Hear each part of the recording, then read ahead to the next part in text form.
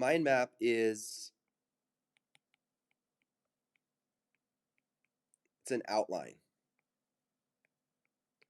It's a way to outline your writing when you're writing bigger pieces, okay? When you're writing constructed responses, like you're answering a question and you're not writing an essay, you don't really need a mind map. It might be helpful, but then it might be too much. And that's something that you have to decide, like how your mind works. And that's why it's called a mind map, because you're mapping out the ideas in your mind. And for this particular mind map, it's actually color coded and labeled so that it connects with the Hawk Talk cards. Okay. And no, you don't need to necessarily write all of this down. We're kind of just looking at it for right now because we will be doing the Explore activity. We will be doing this. If it helps you to write it down right now and you can get in the habit of making the mind map yourself, you can absolutely do that. But if you also just want to understand what a mind map is at this point, and you can just kind of sit back and watch and listen, because you will be doing your own activity with a mind map tomorrow. Okay, everybody will be on that one because I am putting in zeros for the Explore assignment. So if the Explore assignment does not get finished today, it's too late to do it because we'll just have gone on way too long by that point. So the mind map is an outline, but it's an outline usually for an essay, right? So something that is longer. And this is actually, it's made for a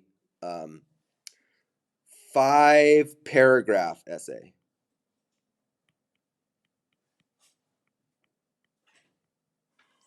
And we have, okay, our pose that connects with our green Hawk Talk card, okay? And as we've talked about before, when we've talked about the ACE constructed response, and you can look at those videos through the Explore assignment on Schoology, and you can get a whole lesson on ACE constructed response. And then you know that this is our pose, our intro statement to answering a question, and then from there we clarify that statement, and then we provide a piece of evidence or example to support that. And really, when we're doing a constructed response, when it's a nice, easy question, we're really just doing 1, 2, 3 sentences, right?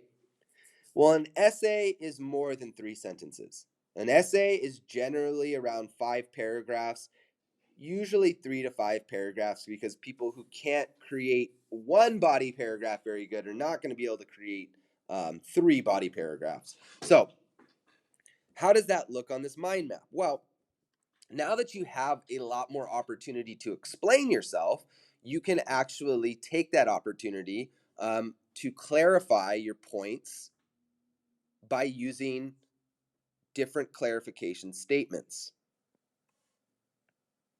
Okay? And then each one of those clarification statements becomes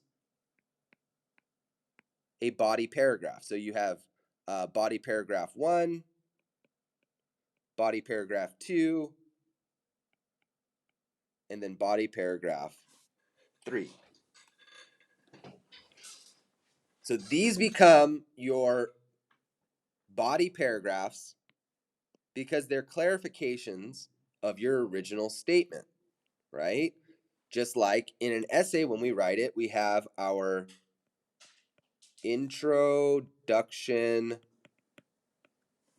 paragraph. How many people, type yes or no, have heard or have written an introduction paragraph before on an essay? Everybody should be typing yes, hopefully. Yes and yes. Okay, good. So this would be our introduction paragraph. Okay, obviously, if this is a mind map, we don't necessarily want to write out the entire essay in a mind map because we're really just outlining what it is that we are doing, okay? We start with the intro paragraph. It is really the answer, okay? It's the answer to the prompt or question. So you answer here, and then you clarify. So in case you don't know the symbol for paragraph, this would be the body paragraph 1, body, I'm gonna put this down here.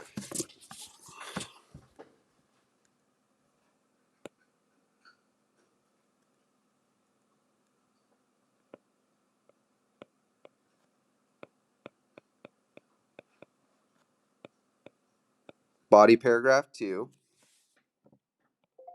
and then body paragraph 3, giving us 1, 2, 3 body paragraphs. So within, just kind of reminding you, 5-paragraph essay,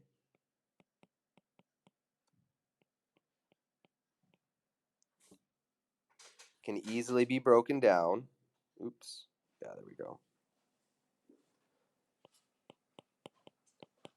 Introduction paragraph. Now this, I do want you guys to write down in your ELA journals. Again, I didn't want you to have to copy down the whole mind map, but I would like you to write down this brief little outline on a 5-paragraph essay, just so that if there's any questions, I can refer you back to your notes. And this is kind of, I didn't mean to go into this, but I feel that I need to because a lot of people don't have as much experience as they should writing essays. So we have the introduction paragraph. Then after the introduction paragraph, we have body paragraph 1. Then what comes after body paragraph 1? 2. Body paragraph 2. And then after body paragraph 2,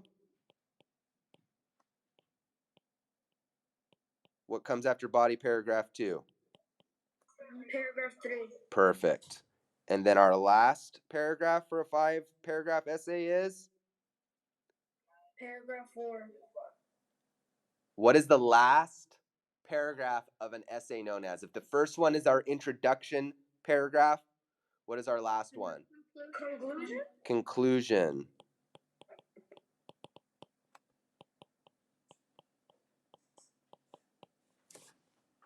Conclusion paragraph. So all of these paragraphs make a 5-paragraph essay. So your intro, okay, your introduction paragraph is going to be the pose. Your body paragraph 1 is going to be your first clarify. Your body paragraph 2 is going to be your second clarification bubble. Your body paragraph 3 is going to be your third clarification bubble. And then this is the one that we have not done yet, that we will though.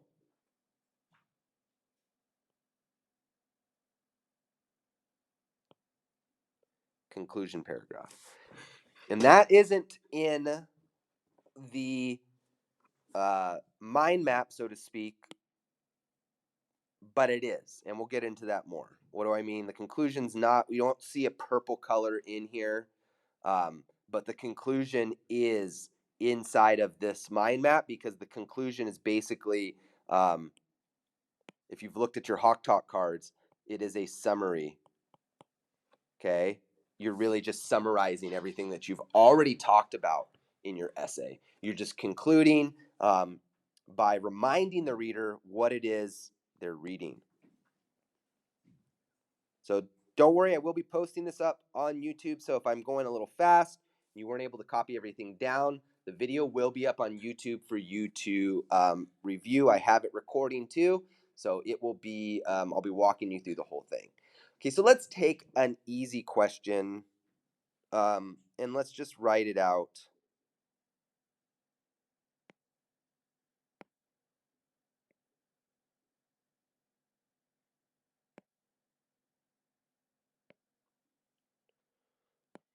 Let's say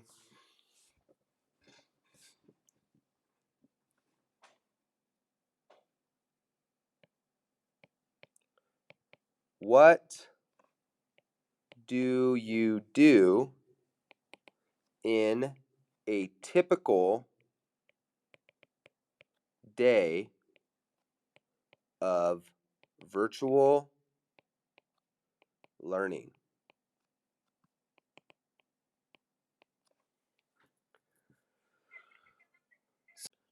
So the question is, what do you do in a typical day of virtual learning? Now, you could go and answer that in a 3-sentence response, but it would be a pretty shallow answer. It really wouldn't communicate to the reader really what it is you do in an entire day of virtual learning, because there are many components to your day of virtual learning. It's not just, well, I wake up and I go to a class on Google Meets and then I do work and then I'm done. That it's more than that, right? We can really kind of get in depth and in detail. That's what essays are meant for, right? They're meant to dive a little deeper than what constructed responses are. So what we like to do, okay, is sort of answer the question using the words from the question. Okay, so we have what do you do in a typical day of virtual learning? Well, the first thing is we can cross out the question words. Okay, and the question mark, that's what makes it a question. And then we can start to pick out the parts that we want to use to answer our question. So I can go take this. Oops, I don't want to do that. Then I can take this.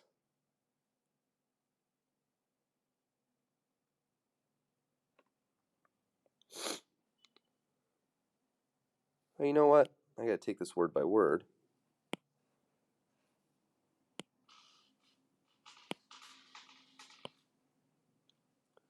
In a typical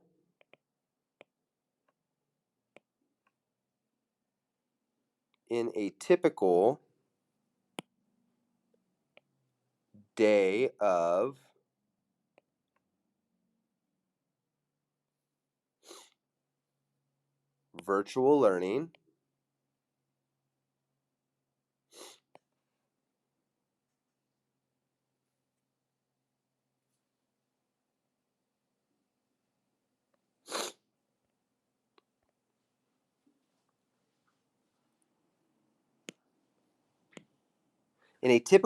of virtual learning, what do we do?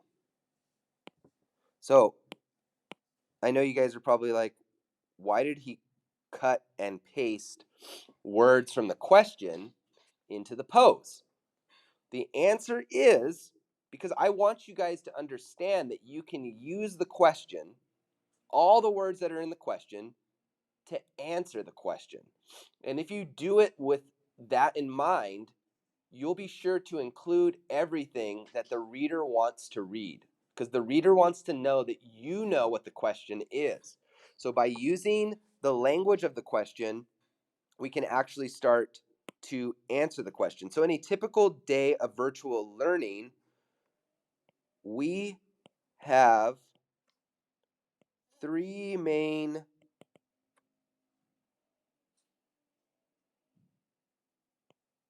parts that we must do. Okay? And I hope you guys can see that color okay. Should I write it in black? Can you guys see that, or should I write it in black? We could see it. Okay, cool. Thank you, Betsy. I can't see it. Who's that, Sophie? Okay.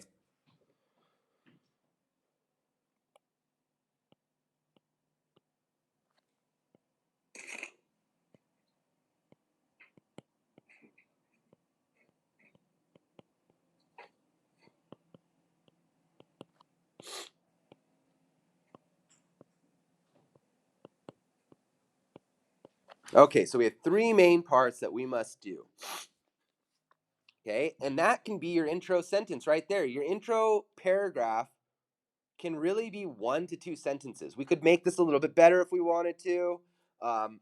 We could get fancier with the intro paragraph. We could make the intro paragraph also contain our clarification statements. Okay, but when you're doing an informational essay, there's no need to write more than what you have to. Okay, and so for our intro statement, we're really just going to be putting that, okay? At least for now. We can make it prettier when we actually start to write, but we're looking to get our ideas up on the paper, guys. We're not looking to write everything right away. So what does that mean? If we have three main parts that we must do, what are those three main parts? Well, we have one part is what? Class meetings, right? We have to be doing class meetings. We have to show up to class meetings because that's where we get instruction from the teacher. So I can put that in my first body paragraph. I can talk about class meetings because class meetings are absolutely a part of the typical day of virtual learning, right? Do we have to show up every day for class for virtual learning? Yes. Yes, okay. Class meetings are part of that thing that we must do, okay?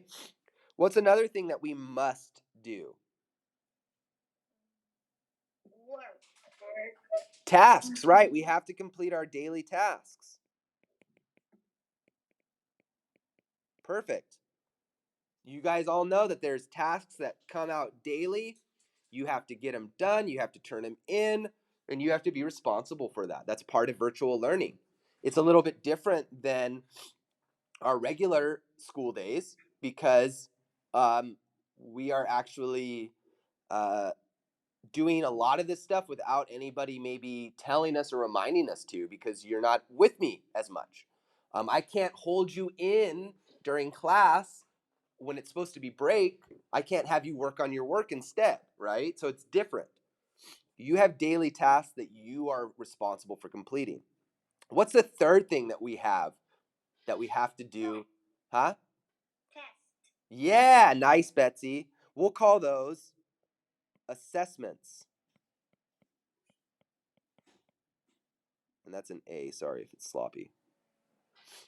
So we'll call those assessments. So those are things like STAR test, you have math tests, you know. Yeah, exactly. The IABs. Thank you, Betsy. You're 100% correct on that. So now look. Wow. Look at how much we've done already, and we barely have had to think that much, right? Now we finished all these body paragraph starts. We got the start to all these body paragraphs. We can talk about class meetings in our first one. Boom, done. Easy to write 2-3 sentences about class meetings. That's easy business. Body paragraph 2, easy business. So easy to write 3 to 5 sentences about daily tasks. Assessments, really easy to write 3 to 5 sentences about the assessments that you're going to have to take. There are at least 3 different types of assessments you take. One assessment could be 1 sentence each. Okay? Not too hard. I'm trying to break this down so it's not as scary when you get essay assignments. Oh, thank you, Eric. It is 10. We're going to continue on this, so we'll be a little bit late for the 10 a.m. meeting with Starlet, Thomas, Jesus, Annabelle, Betsy, Anthony, Marisol, and Ricardo. But this needs to get done, so we'll finish this up now. Now that we done with all of our clarification statements, we're talking about class meetings in our first body paragraph. In our second body paragraph, we're talking about daily tasks. In our third body paragraph, we're talking about assessments. Now what we need are supporting pieces of evidence that connect to these clarification statements. So fortification, again, is going to be things like text evidence. Oh, wait, this is what I want to do. Sorry.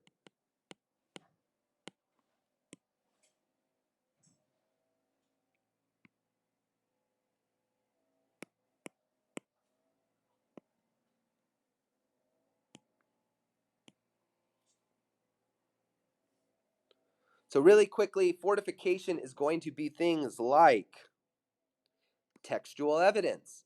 This is stuff that you've read in a textbook or in a book, and you are taking the text and you are using it to support your thinking because somebody else that has gone through way more schooling and is well regarded in their expertise has said it before you, and so you're going to use that and help to support what you already think. Then there is real world examples. There are things that you've seen that have happened in the real world that you can use to support your thinking. And then there's personal experience. When it comes to this virtual learning question, and the fact that it's actually asking what do you do? Okay, we're going to probably be drawing off of personal experience the most because that's what's going to pertain to the answer of this question. It's going to be about personal experience. So, what personal experience do we have with class meetings? Can somebody give me a personal? Can you hold it? I got to use the restroom too, and we'll go at the same time when we dig out. Joining in the meetings early. Okay, so we can put that. For example, notice how we're using the transition phrase that is on the Hawk Talk cards. For example, I use the Google Meet link. I use the Google Meet link on my Google Calendar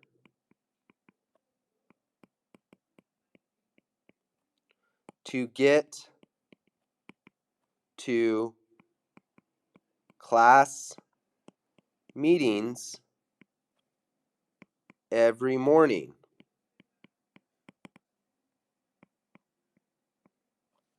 Oh, I don't know why I put quotation marks there.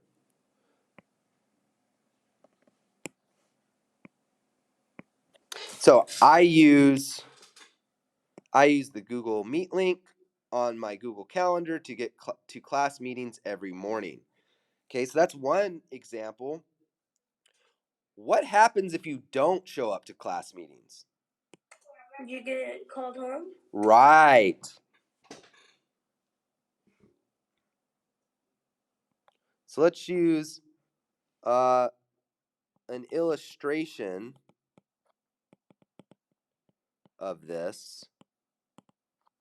Could be if you do not show up to class, then you will get a call home.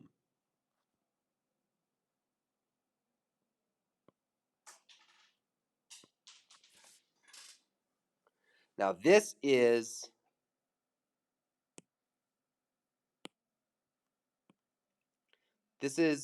you know this because you've been told this. So you could even say something like, and this is what's nice about a mind map, is that you can erase and you can change things as you look at it. And you get another chance. As you're writing all this down into the actual essay. So it's kind of layers that you get to sort of stop and evaluate your thinking each step of the way. And so instead of this, I'm going to say this was actually a quote from Mr. K, because Mr. K, that's how he found out that we'll get called home, right? I'm the one that told you that. So we can say, according to Mr. Kapawala, and then we can quote me. According to Mr. Kapawala,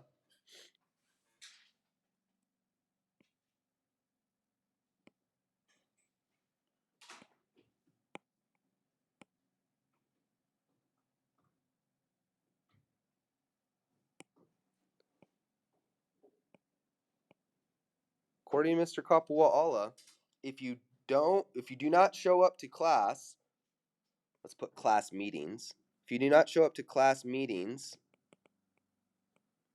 then you will get a call home. Now that looks official because it says, according to Mr. Kapawala, that's the classroom teacher. You can't get much better expert opinion than that. Now we're going to zoom out here.